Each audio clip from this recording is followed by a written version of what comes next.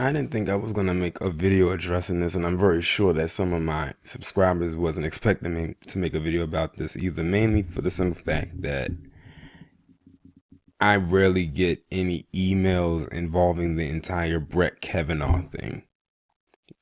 Um, but I just wanted to address this, and it's probably not even gonna be a long video, probably no longer than 10 minutes. But first off, if y'all don't know who this woman is, this is Susan Collins. And she is a representative for the state of Maine, and she is a Republican. I like calling them that. But anyway, yesterday she was what you can say a huge deciding factor in the confirmation of whether or not Brett Kavanaugh would be confirmed or not confirmed. It really rested solely on her shoulders. She was a huge deciding factor as to whether or not he would be confirmed as a Supreme Court justice. And when I started to hear her speak, and then she started, going along in her speech and everything like that. First off, when I saw her starting to speak, I already knew which way she was going to lean.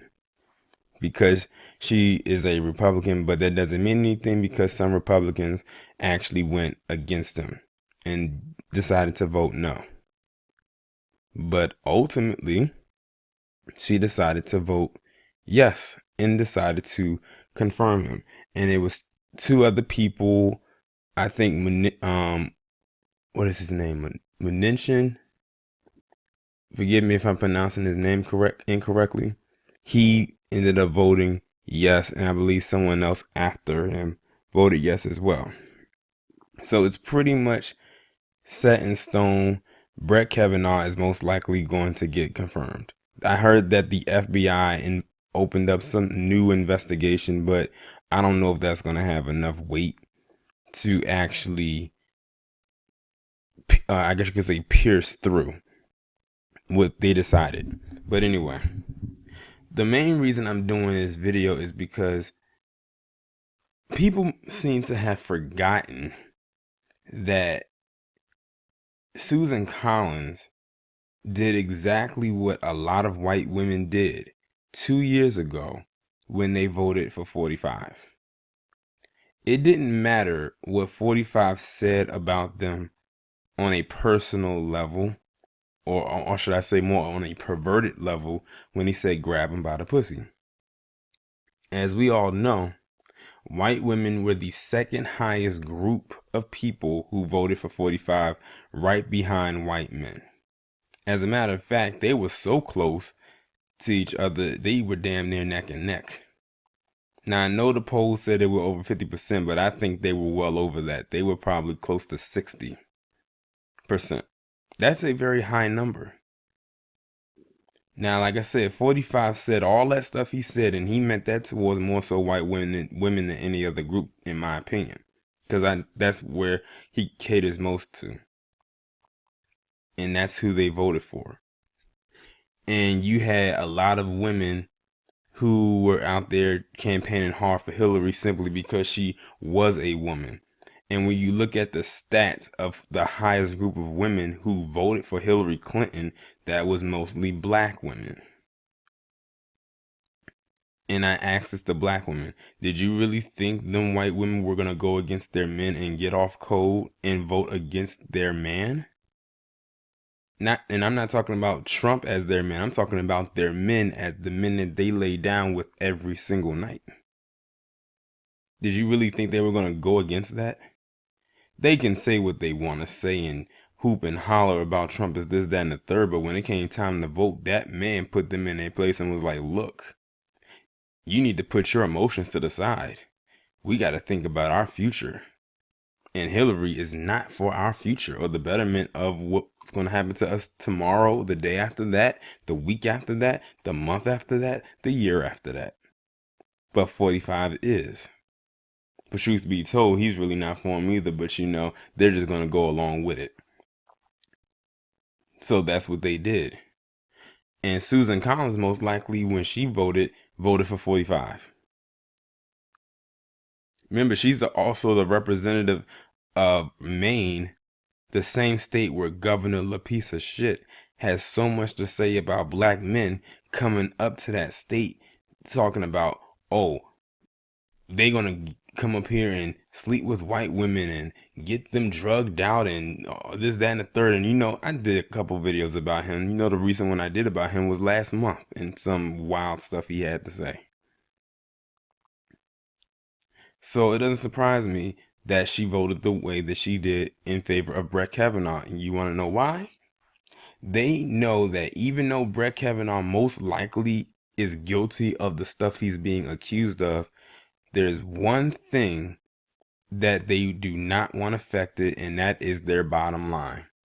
And without Brett Kavanaugh, their bottom line goes more from a line rather more to I guess you could say a zigzag. It becomes real squiggly.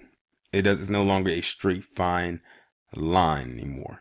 It becomes just a big ball of confusion, and they can't afford to have that be affected at any cost.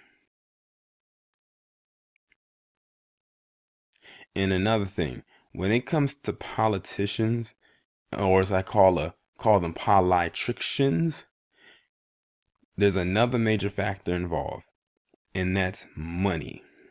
If you do not have the finances or the resources or that type of support, you're not going to get very far. That's probably why black people really fall behind when it comes to politics, because of the money factor. Another factor is because you have to be one of those bought and paid for type of people, like I said, with money, and you have to be damn near stone-hearted, cold-hearted, and corrupt to be in the politics as well.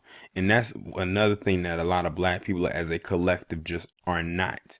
A lot of black people aren't willing to make themselves or allow themselves to be corrupt, truth be told. That's a major reason why a lot of other groups of people manage to topple over us, because we're not corrupt or we're not cold-hearted. To be quite honest, we're not cold-hearted enough considering all the stuff we go through in this establishment as a people. But that's a few reasons as to why a lot of black people don't want to get into politics, because we're just not hardwired that way. A lot of us can't just snap our fingers and do that. Hell, to be honest, some of the most crazy coons aren't hardwired that way. Well, with the exception of maybe Clarence Thomas, because he's like the only black face on the Supreme Court justice. And see, this is the thing. He's been in that position for how many years? This position is a lifelong position until they die. Anthony Scalia was there just as long as Clarence Thomas, and he didn't leave that position until he left this earth. So that position, you either are removed from that position after you die, or you're removed because a big enough scandal caused you to have to get removed. And now that Brett Kavanaugh most likely is going to get it in, now they're scared. But guess what? Guess who brought Brett Kavanaugh into your lives? The same women who voted for 45. They have just as much blame as they have just as much blame as 45 bringing Brett Kavanaugh in, than just a little bit.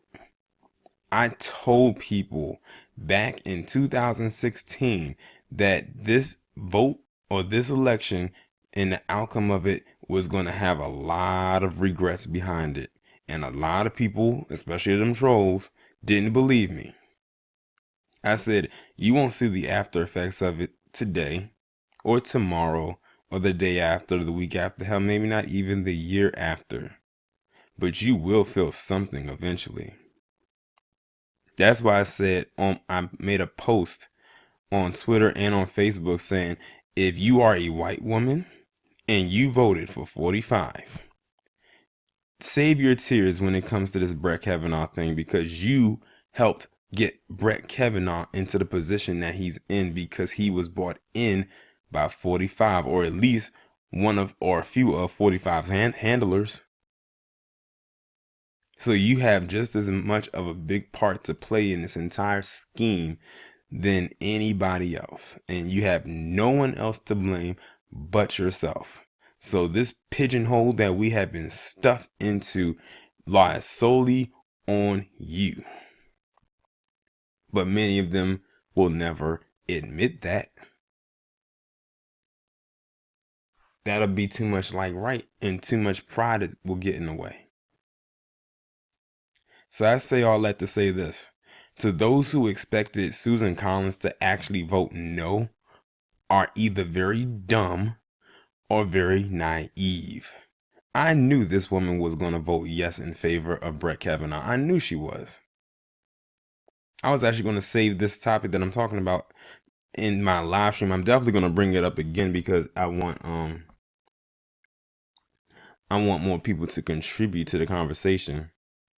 But y'all saw that thing just pop up on my screen. That's just saying my battery's about to die on my Mac. But good thing I'm towards the end of the video. But that's all I really wanted to say. If you really thought she was going to say no and go against her man, you were sadly mistaken, unfortunately. But yeah, y'all let me know what y'all think about this down in the comment section. Like, share, subscribe. The links to my email, PayPal, and Patreon are in the description. I'll talk to you in the next one. Oh, and one last thing. I can't believe I almost forgot to say this, and I definitely want to insert it here. If any of you needed a clear-cut definition as to what it means to be on code, this is a perfect example of it. She knows Brett Kavanaugh most likely ain't shit, but she ain't gonna let the rest of the world tell the world that he ain't shit. Now I'm done.